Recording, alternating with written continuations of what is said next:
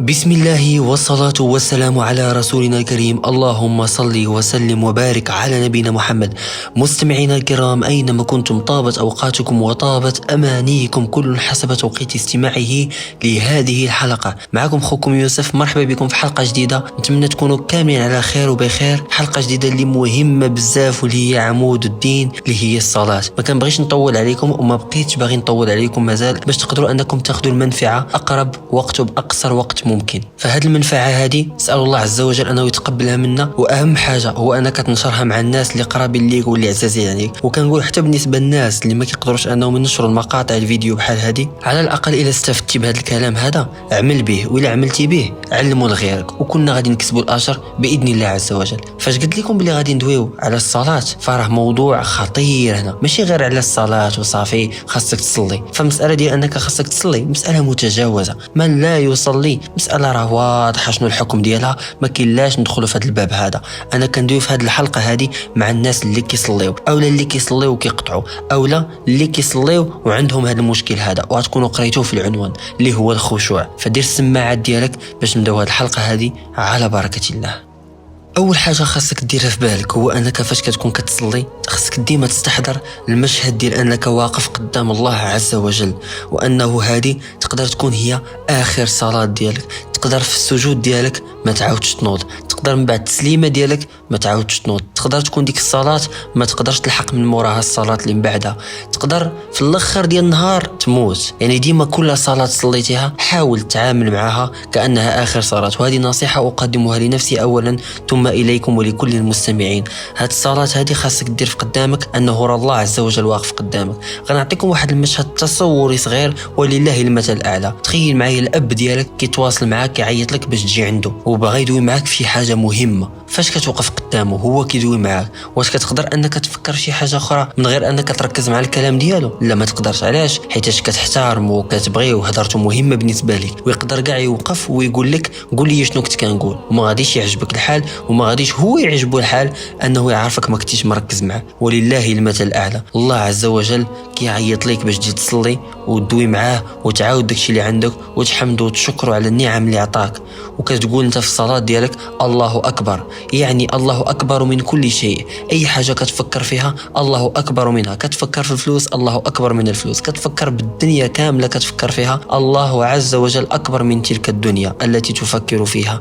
فهذيك 5 دقائق او 10 دقائق ديال الصلاه اعطيها لله عز وجل بكل ما لديك من استطاعه. فديما تذكر على انه الله عز وجل واقف قدامك، وان ملك الموت وراءك ينتظرك فقط لتنهي صلاتك لكي يقبض روحك. وتذكر انه على يمينك قد تكون الجنه وعلى شمالك النار. فديما حاول تستحضر المشاهد هادو وانك واقف على الصراط، باش هكا تستقيم في صلاتك وتركز فيها وتخشع فيها. والله عز وجل قال لنا انه المفلحون في الدنيا هم الذين في صلاتهم خاشعون. فانت الا بغيتي تفلح في الدنيا وفي الاخره خاصك تكون خاشع في الصلاه ديالك، باش حتى ديك الصلاه تكون فيها واحد الاستفاده ومتعه، وتحس براسك كدير شي حاجه اللي كتستنفع منها، ماشي غير حركات رياضيه كديرهم السلام عليكم وعليكم السلام وكتنوض. لا، الخشوع كيعاونك على انه ديك الصلاه كتولي فيها متعه، كتولي كتستمتع بها وكترتاح بها وكتحس بالطمانينه فيها، باش هكا كتولي صلاه من مورا صلاه كتولي غادي وكتحمس اكثر وكتقرب من الله عز وجل اكثر. المساله الثانيه هو شنو هو السبب اللي كيخلي الانسان ما يخشعش في الصلاه ديالو؟ هي الاسباب تتعدد كثيرا،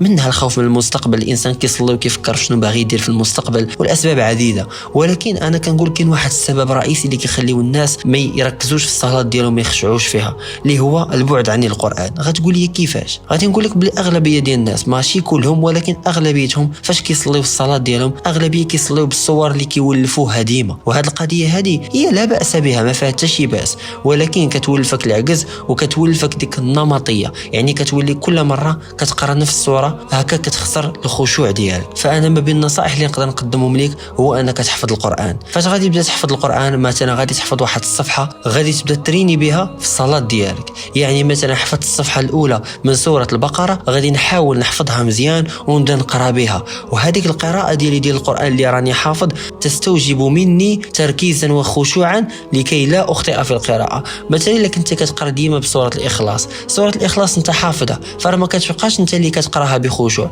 كيولي غير الوعي الباطني ديالك، غير الذاكرة ديالك اللي كتدوي في بلاصتك، ولكن ماشي انت اللي كتقراها. فاش كتقول قل هو الله أحد لا تتدبرها في صلاتك. أما إلا كنت كتقرا شي سورة أو شي آيات يلا حفظتيهم كتكون مركز معاهم باش ما تغلطش فيهم، وهذه طريقة ما بين الطرق اللي كتخليك أنا كتخشع في الصلاة ديالك. ثم انا كنقول بزاف ديال الناس اللي ما كيقدروش انهم يخشعوا في الصلاه ديالهم، كاين واحد المساله اخرى اللي ما كينتبهوش ليها، اللي هو انه ما فاهمينش المعنى الحقيقي او المغزى من الصلاه. خاصك تسول راسك وتقول انا علاش كنصلي، علاش كنمشي نحط السجده ديالي 5 المرات في النهار وكنصلي، ما المغزى؟ المغزى هو سهل. الصلاة كما قيل أنها جاءت بين حمد ودعاء، شكر ودعاء. حينما تقول الحمد لله رب العالمين الرحمن الرحيم مالك يوم الدين إياك نعبد وإياك نستعين، هنا شنو كدير؟ هنا كتحمد الله عز وجل على النعم اللي عطاك، كتحمدو على كاع داكشي اللي عطاك، وتمجد الله وتشكر الله. ثم اش كدير؟ تدعو الله اهدنا الصراط المستقيم.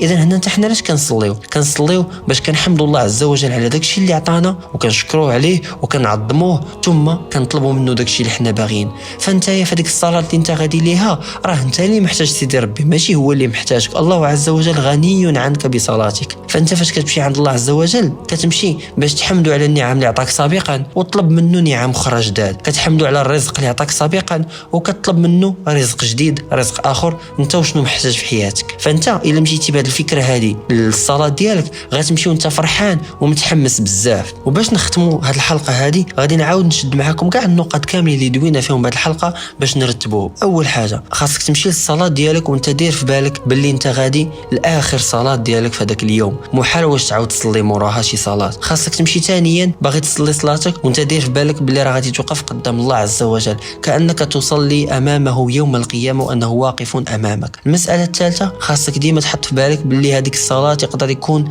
اخر صلاه ديالك، يعني يقدر يكون ملك الموت واقف من وراك كيتسناك غير تسالي باش انه يقبض الروح ديالك، والجنه على اليمين ديالك، النار على اليسار ديالك، والصراط تحت منك. يعني خاصك تكون واقف مستقم ومركز. الحاجه الرابعه هو انه خاصك تكثر من حفظ القران، وديما حاول تحدى راسك وتحفظ صور جداد وايات جداد اللي تبدا تقرا بهم باش هكا تكثر من الخشوع ديالك.